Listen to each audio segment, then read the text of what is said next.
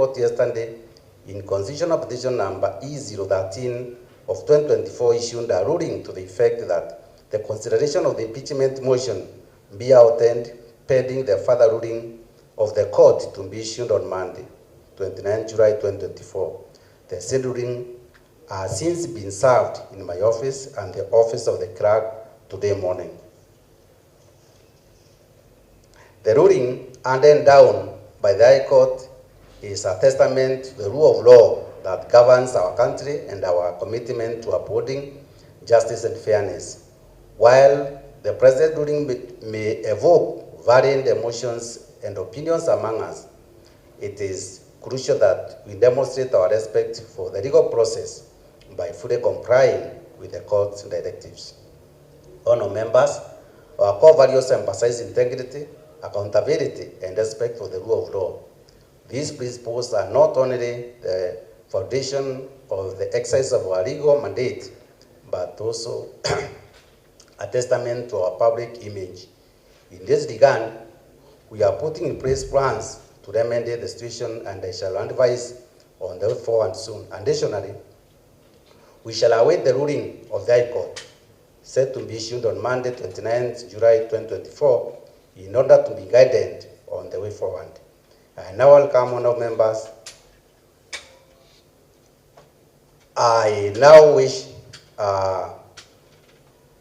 to say that I direct that we shall not violate the sections that are supposed to be compliant by the Assembly of Meru.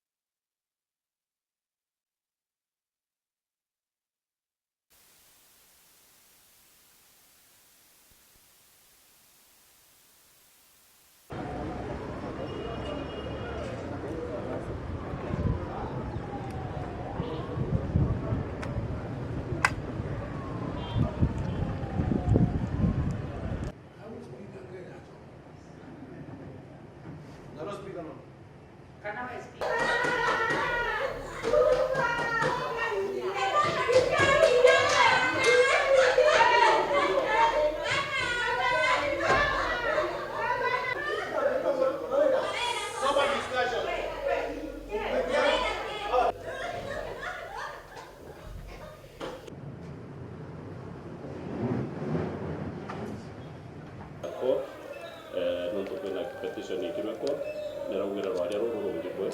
Mwangaza tokwa bunge na nandi wetera mantujara koti kwa Monday, but still tugenda kuga na also ikukwenda kinyango chokeria speaker wa county assembly ya Meru kabo turarege tanundi corona gutina substance kana gutina gitumi ya kuithira bakiri onde tukathaira turikiri impeachment